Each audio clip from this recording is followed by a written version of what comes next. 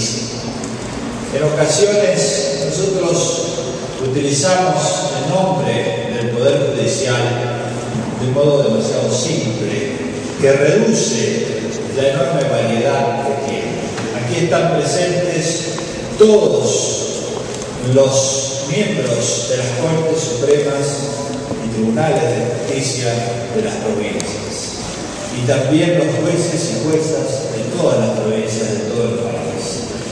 Y lo digo porque las justicias provinciales tienen un rol muy importante para el ciudadano común, porque allí es donde se litigan la mayoría de los casos que tienen los argentinos. Esto es algo que muchas veces no se conoce.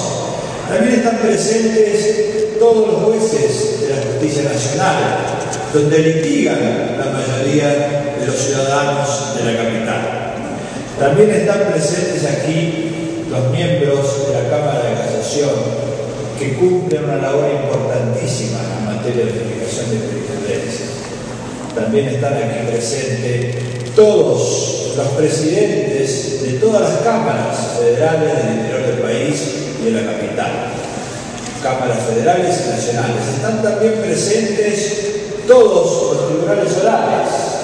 Están presentes, además, jueces federales, muchos de los jueces federales de Comodoro Pi, pero también muchos del interior del país que se han trasladado para estar junto a nosotros.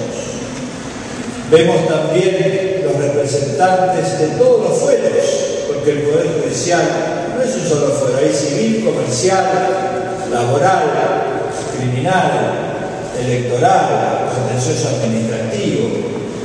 Están también los funcionarios, están también los empleados judiciales y sus representantes, están también las asociaciones que nos representan. Cada uno con su tema, cada uno con su particularidad. Los constituyentes pensaron que debe existir un Tribunal Supremo, cabeza de ese poder del Estado, y ese Tribunal Supremo es la Corte Suprema de Justicia de la Nación. Es este mismo estatus constitucional el que hace que nosotros debamos ser respetuosos de la diversidad y de la pluralidad de opiniones que se dan en los distintos estamentos internos de este Poder Judicial, sea la justicia federal, nacional o provinciales. Por eso es que agradecemos aquí la presencia de todos ustedes, de todos los sectores. También hemos dicho muchas veces que pensamos nosotros que las instituciones son fuertes cuando están en el corazón de la gente, y por eso agradecemos muy especialmente la presencia aquí de muchos sectores de la sociedad civil que siempre nos acompañan, organismos de derechos humanos, organizaciones ambientales, de consumidores, gremiales, de periodistas, en fin, la sociedad civil en su conjunto que siempre nos ha acompañado. También valoramos y agradecemos muy especialmente la presencia de legisladores, muchos de los cuales nos han venido a saludar con anterioridad y se han tenido que retirar porque tienen sesión, y otros están aquí presentes de todos los sectores políticos. Muchas gracias a todos por acompañarnos y por venir a escuchar estas reflexiones que hemos consensuado con mis colegas con relación a este aniversario. Hace 150 años que la Corte Suprema de Justicia de la Nación comenzó a funcionar, en el mes de enero, y su primera sentencia en el mes de octubre. Dada la importancia que tiene este evento histórico, nosotros vamos a dedicar todo el año a hacer distintas reuniones y debates sobre temas específicos. ¿Cuál es la posición de la Corte de Derechos Humanos? ¿Cuál es la posición de la Corte en el plano de los derechos económicos y sociales? Discutir los cambios, el futuro y el pasado, con la participación de todos ustedes. La Corte Suprema es una institución muy importante porque es la que tiene que interpretar la Constitución, es la que debe respetar y defender el Estado de Derecho, es la que debe garantizar los derechos y la libertad de los argentinos con independencia de todo poder jurídico o fáctico. Pero las instituciones no son ajenas a su historia, no son ajenas a la situación del país, a las demandas del pueblo y a la influencia que cada generación ha tenido sobre ellas. Por eso es que la Corte ha sido siempre la misma, pero su desempeño concreto ha variado constantemente desde sus inicios. Nuestra generación es la que llegó a la Corte con la democracia, con la reforma constitucional, como decía recién el doctor Maqueda, y con la enorme responsabilidad de servir a un pueblo que ha luchado y sufrido mucho en todos los sentidos durante demasiado tiempo. Por eso es que nosotros, cuando llegamos aquí, tuvimos una clara conciencia de que nuestro deber no era consolidar lo que generó injusticia, sino transformar lo que fuera necesario para ayudar a construir la esperanza de un futuro mejor. Por eso es que con esta decisión llegamos al tribunal, analizamos esta historia, mantuvimos lo que nos parecía correcto, cambiamos lo que nos parecía mal y agregamos otros temas que no se podían haber tratado porque son novedosos, son propios de nuestra época. En el primer plano hubo muchas tendencias jurisprudenciales que nosotros hemos conservado, que la Corte trató desde sus orígenes. Desde su fundación, el tribunal defendió el derecho a la libertad de expresión, lo que nosotros hemos desarrollado con los perfiles actuales. Por eso es que hemos ampliado, afirmando la posibilidad de ejercer la crítica en una sociedad democrática y también el control de la publicidad oficial, en tanto sea un mecanismo de censura indirecta. Desde el principio el tribunal protegió la propiedad en sentido amplio. Nosotros tenemos que tener muy presente este tema porque en el mundo actual hay muchas personas que pierden sus ahorros y hay muchas personas que pierden su vivienda por desalojo. Sin embargo, en nuestro país, cuando debimos enfrentar la enorme crisis del 2002 a través de un gran esfuerzo que hizo el Poder Judicial, nosotros resolvimos proteger los ahorros de los argentinos para que cobraran el 100% de su dinero y además protegimos el crédito de las hipotecas, pero al mismo tiempo protegimos la vivienda evitando los desalojos. Esto, que fue una política de los tres poderes del Estado, fue muy importante y ha demostrado ser la más adecuada para mantener la paz social, como hoy se ve en el mundo actual. Hace muchos años que la Corte Suprema también tuvo una jurisprudencia creando nuevas acciones procesales, creó el amparo para la tutela de los derechos fundamentales, el derecho de réplica. Nosotros ampliamos esta tendencia y hemos abierto la puerta a las acciones de clase, lo que significa que cuando un solo acto injusto afecta a miles de personas, no es necesario promover miles de juicios. Hay que hacer más simple y sencillo el reclamo de justicia. También hubo tradiciones que había que cambiar. La libertad ha sido la bandera de la primera generación de derechos humanos y nunca debemos olvidarlo porque, como lo ha dicho el doctor Fay recién, la Corte debe proteger la libertad de los habitantes de nuestro país. Los argentinos tenemos un enorme aprecio por esa libertad, especialmente por el derecho a vivir conforme a nuestras decisiones personales, sin que nadie, sin que exista alguien que pueda dirigirnos, sin que exista alguien con el poder de dirigirnos. Por eso esta Corte modificó una jurisprudencia de muchos años y hemos consagrado el derecho a la intimidad, un voto importante del doctor Petracchi. Hemos hecho un reconocimiento pleno de la privacidad y sobre todo la afirmación de la idea de que existe un ámbito en el cual una persona adulta es libre de decidir vivir como quiere. No hay que tener miedo a la libertad, ni miedo a quienes quieran restringirla. Pero la libertad también es agraviada cuando se encarcela sin debido proceso, cuando se tortura o cuando las condiciones de detención son intolerables y los jueces guardan silencio.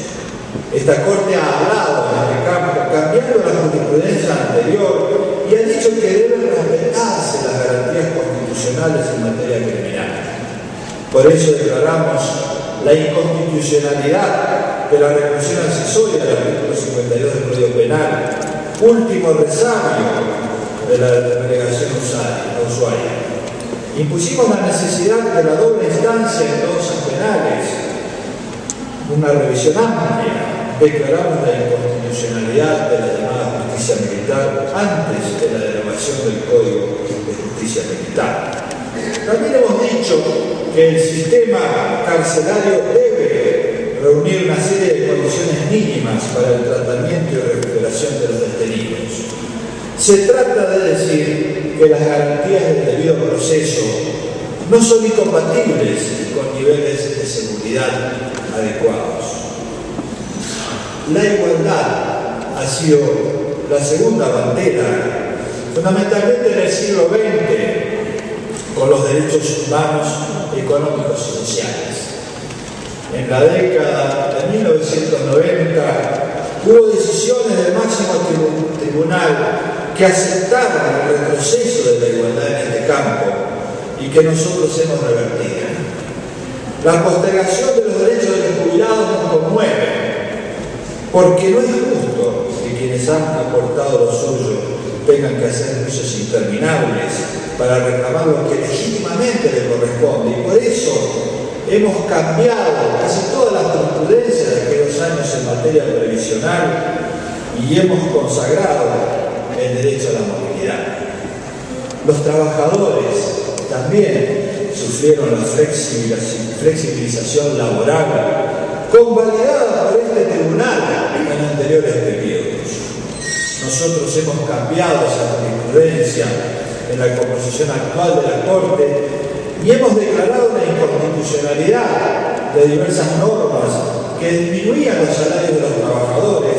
Hemos afirmado los derechos a la estabilidad en el empleo público y también hemos declarado la invalidez de varios artículos de la Ley de Riesgos del Trabajo.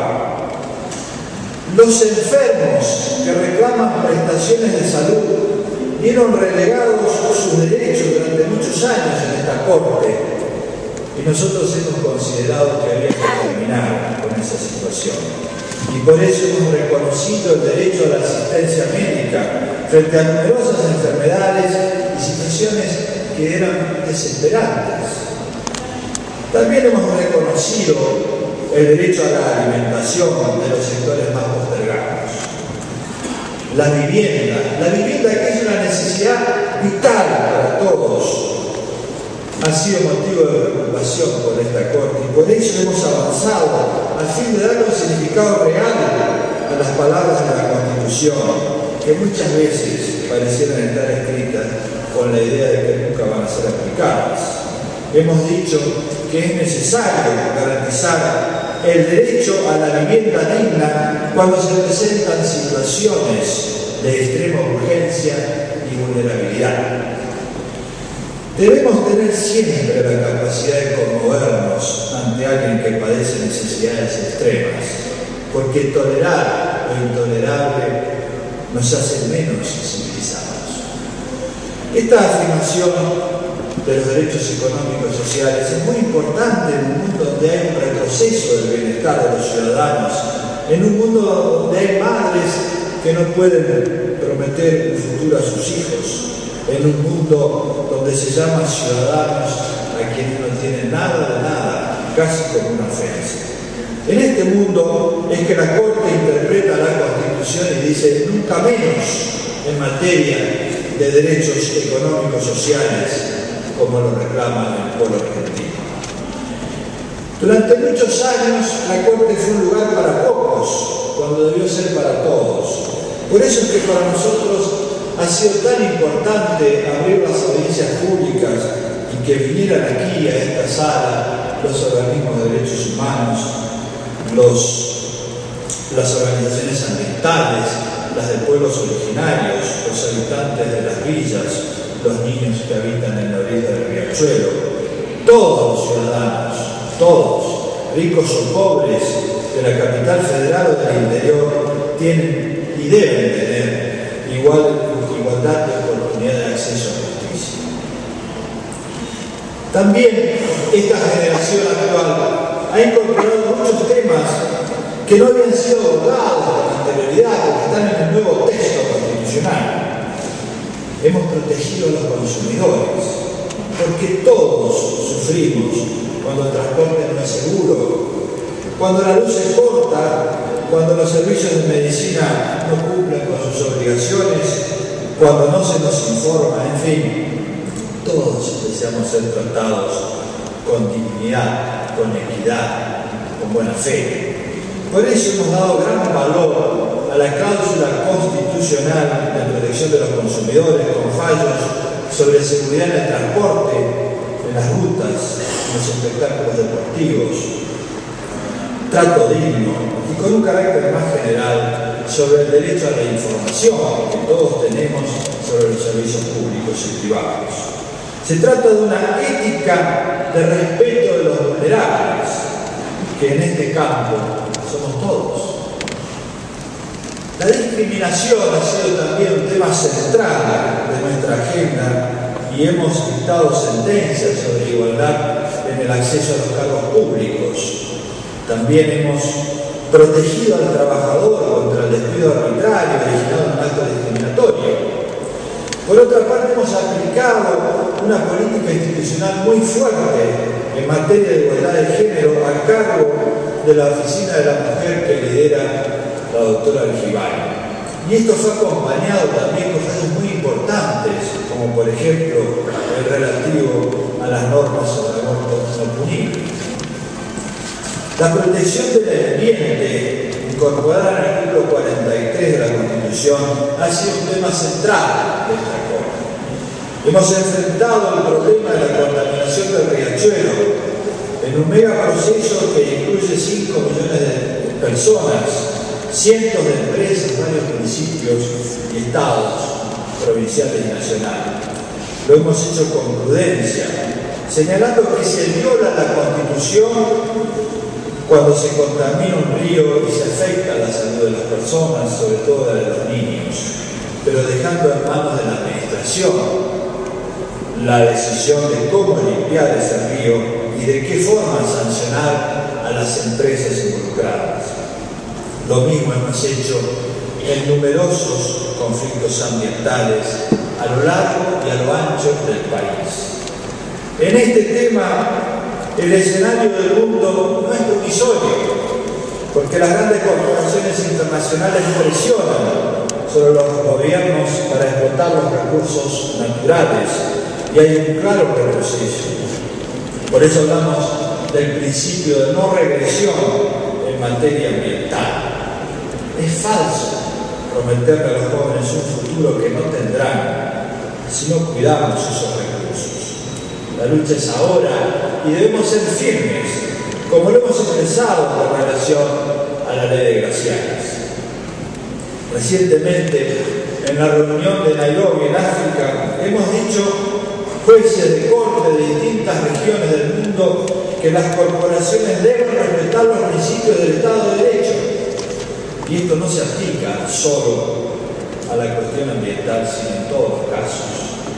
Por eso es importante que seamos transparentes en nuestra conducta en relación a este tema. Por eso la Corte ha hecho una acordada diciendo que cuando recibimos una parte también debe estar la otra presente para que no exista duda alguna de la independencia respecto de todo tipo de interés. Por eso también la Corte ha dictado fallos importantísimos en materia comercial, diciendo que las empresas deben ser transparentes y deben evitar el abuso del derecho, como lo ha dicho en fallos como Arcángel Magio o Comercial del Plata. Esta jurisprudencia de la Corte que hemos mencionado brevemente constituye una base de principios y de valores constitucionales para toda la sociedad. Presenta un modelo de país, de sociedad, de principios a los cuales todos podemos adherir porque están en el contrato social de los argentinos. Muestran un tribunal que no es pasivo, autorrestringido o conservador, sino activista y progresista en el sentido de que desarrolla los derechos. Son numerosos los reconocimientos internacionales que estas decisiones han tenido. En lo que se refiere a la organización interna, hemos hecho numerosos cambios en esta Corte. Dentro de la Corte hemos disminuido la cantidad de sentencias. De los cientos de miles que había, hoy en día podemos decir que si se distinguen entre peticiones y sentencias fundadas, como se hace en la Corte de Estados Unidos, que ha sido el modelo constitucional que se ha seguido desde su fundación, actualmente la Corte no tiene más de 300 sentencias fundadas en el año, un número razonable que va disminuyendo. Pero también hemos incorporado toda la tecnología electrónica, y hoy tenemos oficios electrónicos, notificaciones electrónicas, firma digital, procesos de gestión. Hemos hecho los máximos esfuerzos para actualizar este tribunal, y muchas de sus dependencias se han hecho concursos renovando el cuerpo médico forense o los cuerpos de peritos. En fin, la Corte ha tenido más cambios en estos 5 o 6 años que en toda su historia. Por eso es que nosotros pensamos y estamos de acuerdo con que el Poder Judicial también debe cambiar, y esos cambios deben ser en beneficio del pueblo. No ha sido una tradición histórica que la Corte impulsara cambios, por un lado porque la mayoría de esos cambios no tiene facultades, y por el otro porque la Corte estuvo siempre muy alejada de los jueces y juezas. Nosotros hemos cambiado esto, nos hemos acercado a los jueces y juezas de todo el país pensando que todos son iguales, aunque tienen problemáticas diferentes, y por eso convocamos a las conferencias nacionales de jueces que van marcando las políticas de Estado, lo que hay que cambiar.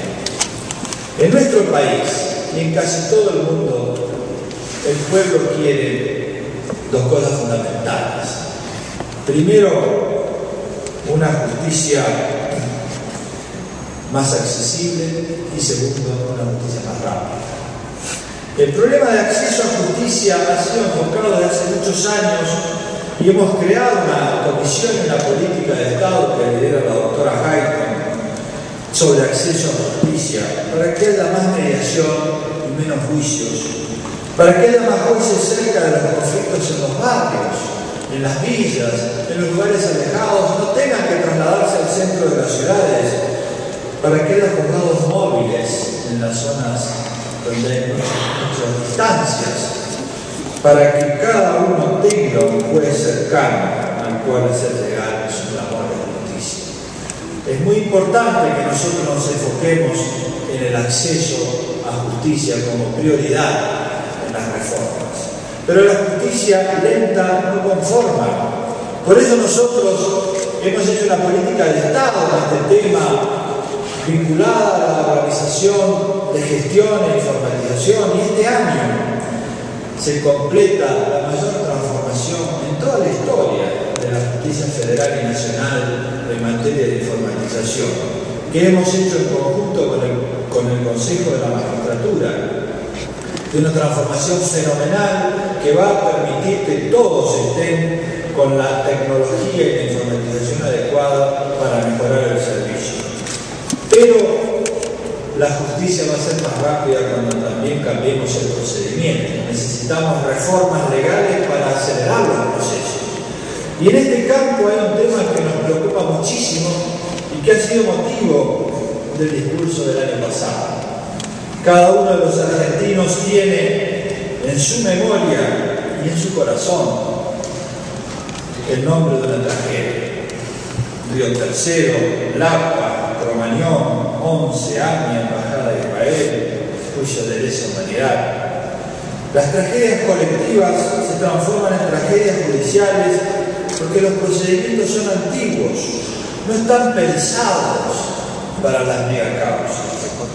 Por eso es imprescindible convocar a los demás poderes del Estado, tanto nacional como provincial, porque aquí hay que hacer reformas en los procedimientos de las provincias también, para que discutamos un proceso especial para estas tragedias, para que no veamos grupos de personas reclamando año tras año, siempre por la justicia.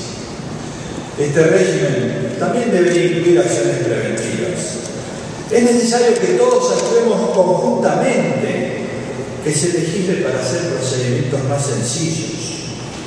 Esta es una enorme tarea de los poderes legislativos nacional y provincial. Es necesario que se nombren más jueces a través de los procedimientos constitucionales, pero también es necesario que los jueces y juezas hagan más esfuerzos para que los que padecen injusticias no sufran demoras injustificadas. Esto significa que nosotros estamos impulsando desde hace ya varios años cambios en el modelo de la magistratura. Esto es lo que ha sido discutido en las conferencias nacionales de jueces. En primer lugar, hace ya 5 años que se ha dicho que el juez que se mira a sí mismo debe mirar a la sociedad. Durante casi toda la historia de la Corte fue desconocida por el pueblo y por eso hemos desarrollado una política muy importante para cambiar esto a través del Centro de Información Judicial, donde se publican todas las sentencias, donde hacemos un resumen para que se entiendan mejor las sentencias, donde nos reunimos con los periodistas para explicárselas y que esto sea más accesible, más claro, más simple para el público. Hemos hecho una política muy fuerte de transparencia informativa con la colaboración de muchas entidades, entre ellas la Auditoría General de la Nación, y hemos desarrollado una fuerte política de gobierno abierto, es decir, mucha información, mucha transparencia y mucha participación. Esto es decisivo. Lo segundo es que el juez pasivo debe dejar paso a un juez activo. Durante muchos años, el Poder Judicial, en especial la Corte, cumplieron un rol pasivo de autorrestricción, lo cual hizo que el Poder Judicial fuera un lugar donde se restringían derechos como instrumentos de control social. Pero nosotros hemos desarrollado un rol activo en los casos de agenda pública que llevan un diálogo de poderes. La Corte es un lugar donde se expanden los derechos y se abren las puertas para cooperar con la transformación del país. Por esta razón es importante reflexionar sobre el lugar institucional que tiene la Corte como institución dentro del sistema político-social del país. Y acá hay dos aspectos a los cuales queremos hacer referencia. El primero es el Estado de Derecho. En los años 30, la Corte convalidó la legislación de facto y hubo periodos de dictadura durante los cuales la posición de los jueces no fue lo suficientemente firme. Nosotros hemos reconocido esto y lo hemos cambiado. Y en particular, hemos creado, reconocido y dado tipicidad a la categoría de los delitos de lesa humanidad. En esto participó todo el Poder Judicial, que permitió declarar la inconstitucionalidad de las leyes de amnistía, de los indultos y reabrir los juicios al no existir ya prescripción. Hemos creado la Comisión Interpoderes que continúa trabajando para mejorar la infraestructura y que esto se termine y sea una de las experiencias más importantes del mundo en la materia y una experiencia líder en nuestra América Latina, como lo estamos viendo en nuestros días. No todas las cortes y no todos los países piensan igual que el Poder Judicial de la Argentina. Por eso es importante esta reafirmación.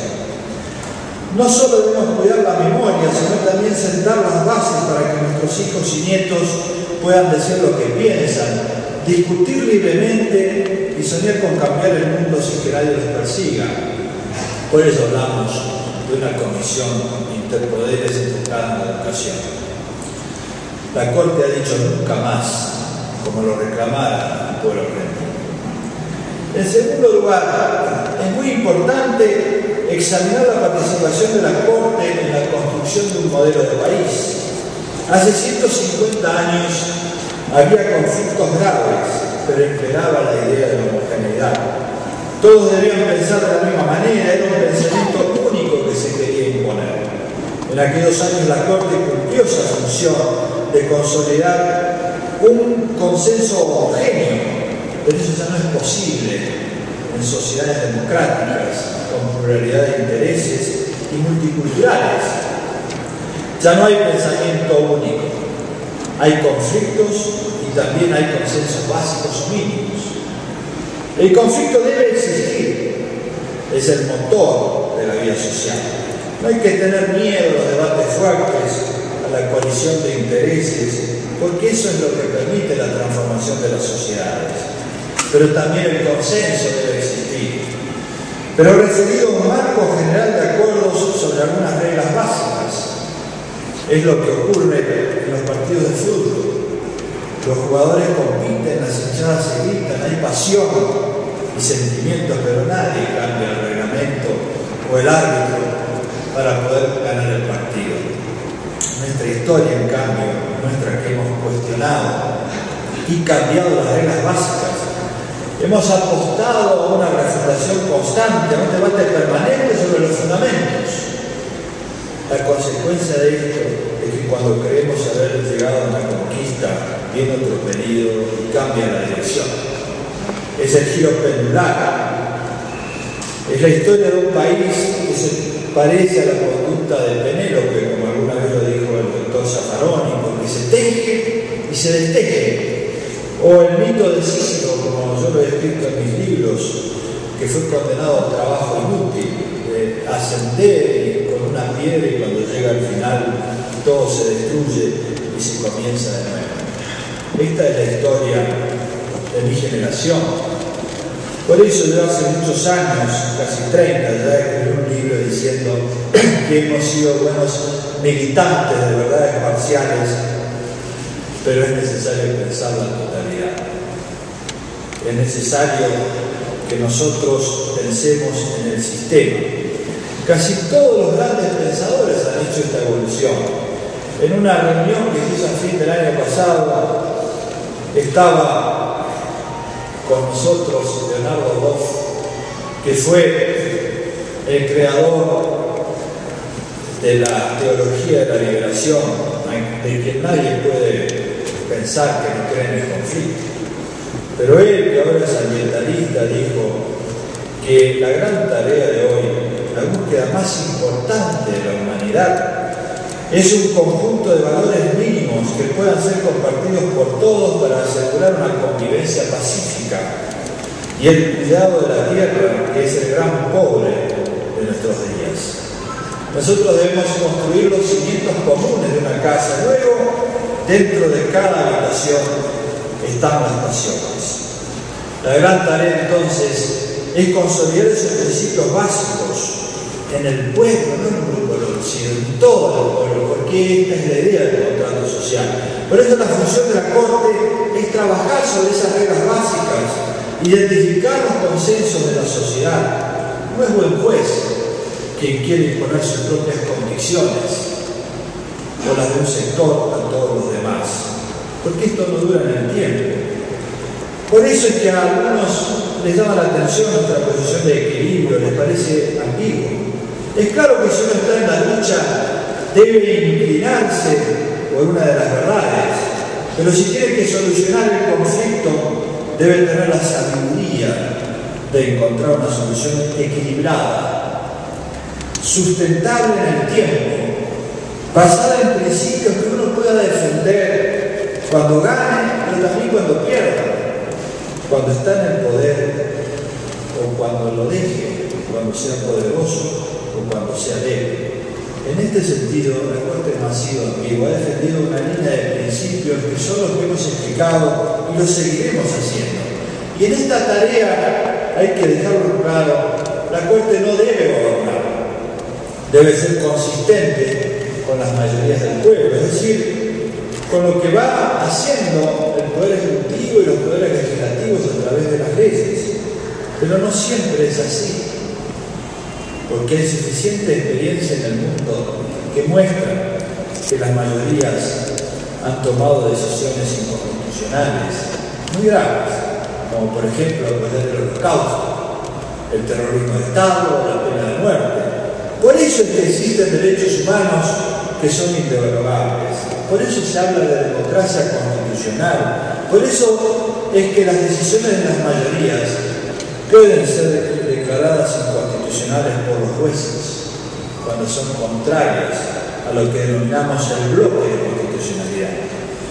Por eso es que esta Corte mantendrá siempre estos principios que son los de la Constitución, los del contrato social de los argentinos. Esa es nuestra Constitución, identificando los consensos básicos. Y quiero concluir, que nuestra idea no es hablar extensamente, concluyendo con algunas ideas. La primera es que nuestra misión no es dejar un registro para las crónicas policiales de peleas entre vecinos. Nuestra misión es dejar un registro para la historia. Por eso es que debemos concentrarnos en los grandes temas del país, los que preocupan a nuestro pueblo y los que preocuparán a las generaciones futuras. La Corte debe ser la casa de todos los argentinos, porque debe garantizar sus derechos y expandirlos. La Corte debe ser un poder del Estado que construya el diseño de un país. Nunca hemos dicho al poder político lo que tiene que hacer, sino que hemos dicho lo que es contrario a la Constitución. O hemos afirmado lo que la Constitución quiere que hagamos. Y lo que la Constitución quiere que hagamos es que defendamos un país con libertades personales, con igualdad y sin exclusión social, con sustentabilidad ambiental, sobre la base de una serie de principios que todos compartimos, sin perjuicio de nuestras diferencias. No debemos permitir otra frustración, otro ciclo pendular, nunca más, nunca menos. Esa es nuestra función, que ciertamente parece abrumadora. Es la misma sensación que yo tuve cuando me recibí de abogado. Pensé en el enorme esfuerzo que habían hecho mi padre, empleado de comercio, y mi madre maestra, en el enorme esfuerzo que había hecho el país, dándome una educación gratuita, y en la enorme expectativa que tenían los ciudadanos acerca de lo que debía ser un abogado o un magistrado.